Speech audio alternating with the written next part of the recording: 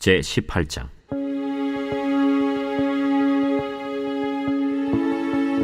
여호사밧이 부귀와 영광을 크게 떨쳤고 아합 가문과 혼인함으로 인척관계를 맺었더라. 2년 후에 그가 사마리아의 아합에게 내려갔더니 아합이 그와 시종을 위하여 양과 소를 많이 잡고 함께 가서 길르앗 라못 치기를 권하였더라. 이스라엘 왕 아합이 유다 왕 여호사밧에게 이르되, 당신이 나와 함께 길르앗 라못으로 가시겠느냐? 나는 당신과 다름이 없고 내 백성은 당신의 백성과 다름이 없으니 당신과 함께 싸우리이다. 청하건대 먼저 여호와의 말씀이 어떠하신지 오늘 물어보소서. 이스라엘 왕이 이에 선지자 400명을 모으고 그들에게 이르되, 우리가 길르앗 라못에 가서 싸우랴 말랴? 올라가소서. 하나님이 그 성읍을 왕의 손에 붙이시리이다. 이 외에 우리가 물을 만한 여호와의 선지자가 여기 있지 아니하니이까? 아직도 이물라의 아들 미가야 한 사람이 있으니 그로 말미암아 여호와께 물을 수 있으나 그는 내게 대하여 좋은 일로는 예언하지 아니하고 항상 나쁜 일로만 예언하기로 내가 그를 미워하나이다. 왕은 그런 말씀을 마소서.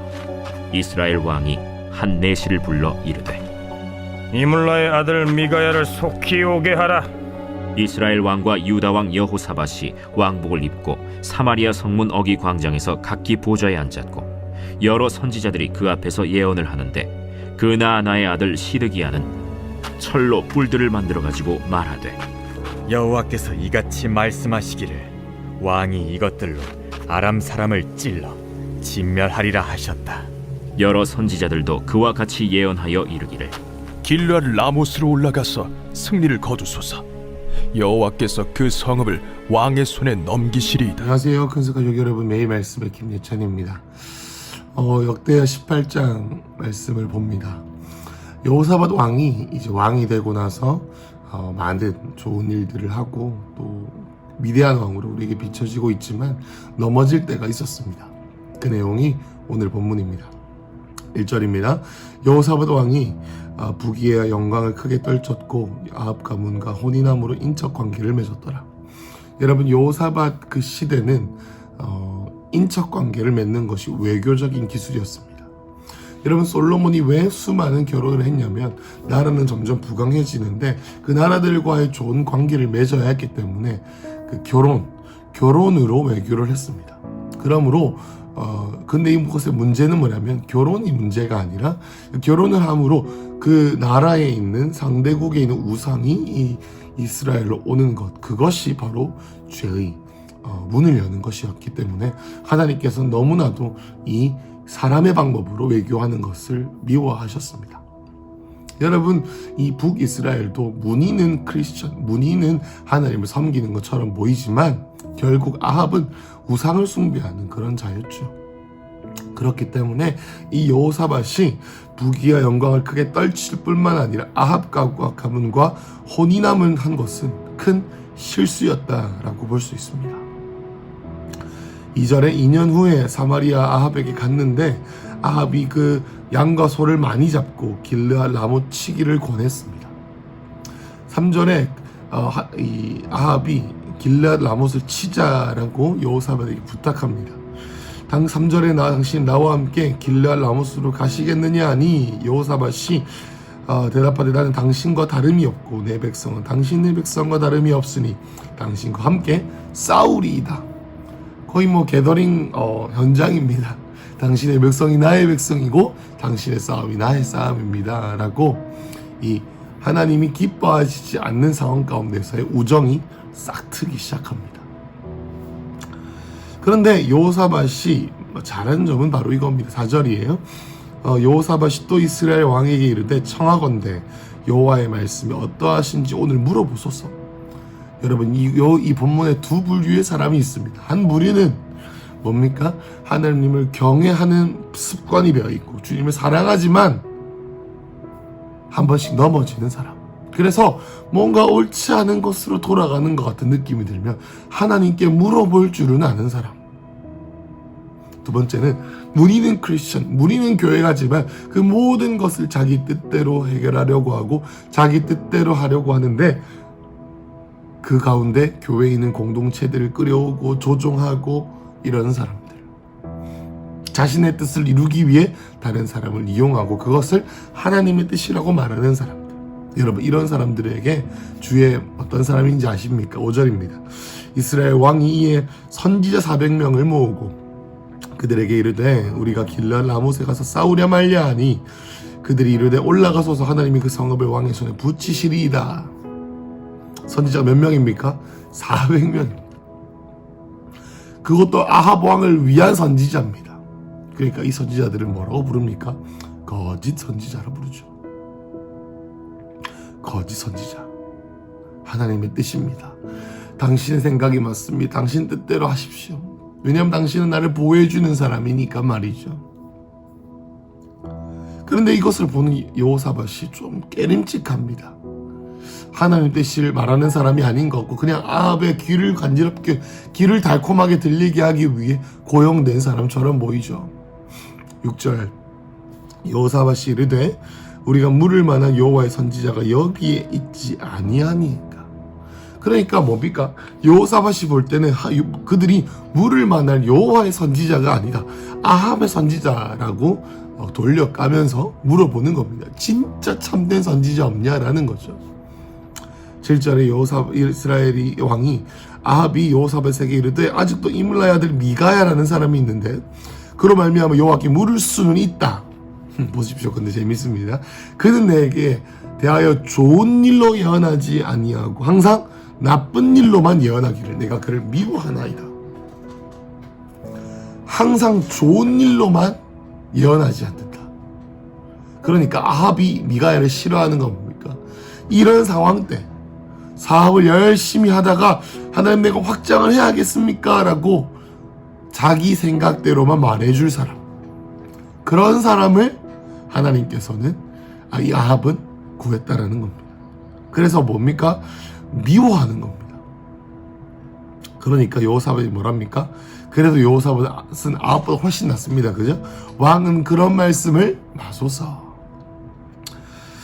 이스라엘 왕이 한 내시를 불러 이르되 이물라의 아들 미가야를 속히 오게 하니라.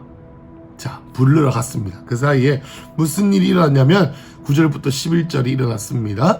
이스라엘 왕과 유다 왕이 여호사밧이 왕복을 입고 사마리아 성문 어귀의 광장에서 각기 보좌에 앉아 있는데 여러 선지자들이 그 앞에서 예언을 합니다. 그 선지자들이 어떤 선지자입니까? 아까 나와있던 거짓 선지자죠. 여러분, 그 중에서 10절에 아들 시드기야라는 선지자가 있었는데 이 사람이 뭐라고 말했습니까? 철로 뿔들을 만들어가지고 말하되 여호와께서 이같이 말씀하시기를 왕이 이것들로 아람 사람을 찔러 진멸하리라 하셨다 하고 11절 여러 선지자들도 그와 같이 예언하여 이르기를 길르앗 라못으로 올라가소서 승리를 거두소서. 여호와께서 그 성을 왕의 손에 넘기셨다. 이런 말도 안 되는 얘기를 합니다.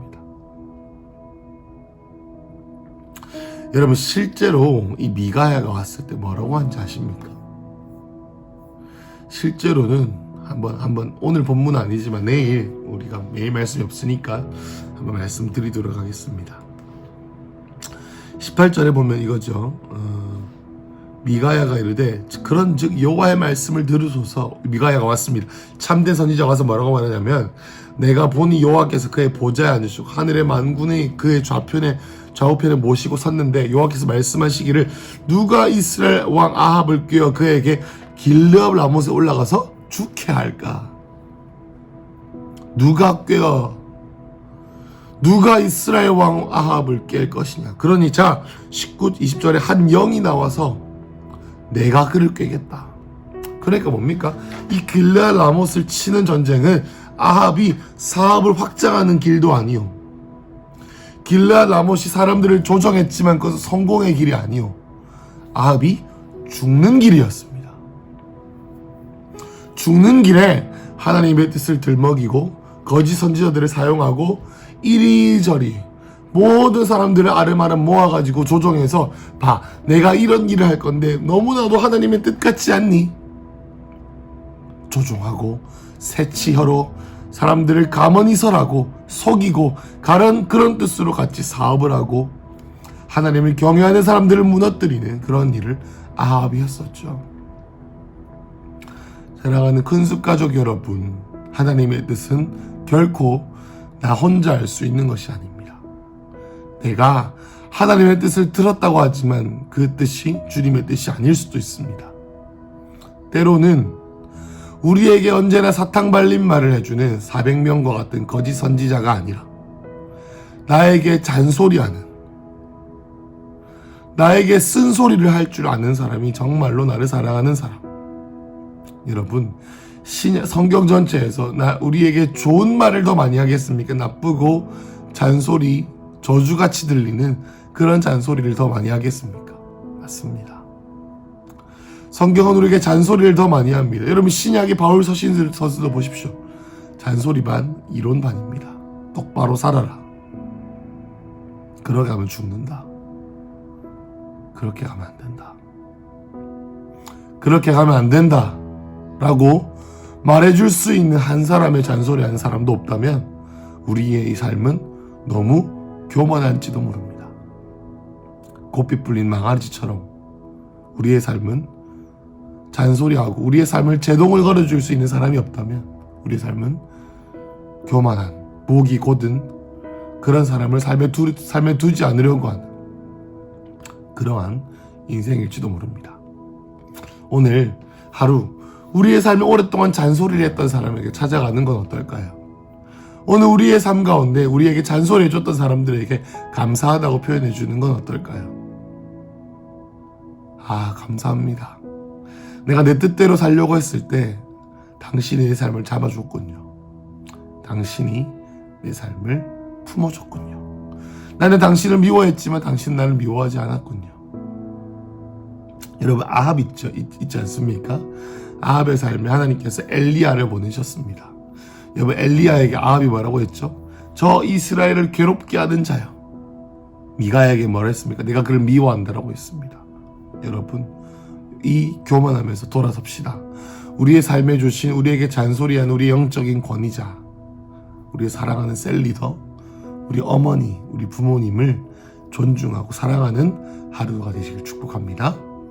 기도하겠습니다. 하나님, 오늘 하루 우리의 삶에 보내주신, 우리에게 말씀하시기에 위해 우리의 삶으로 선지자로 보내주신 우리의 부모님, 우리의 목사님, 우리의 사모님, 우리의 사역자, 그리고 우리 삶의 모든 영적 권위자들을 축복하며 존중하기 원합니다. 예수님 이름으로 기도했습니다. 아멘.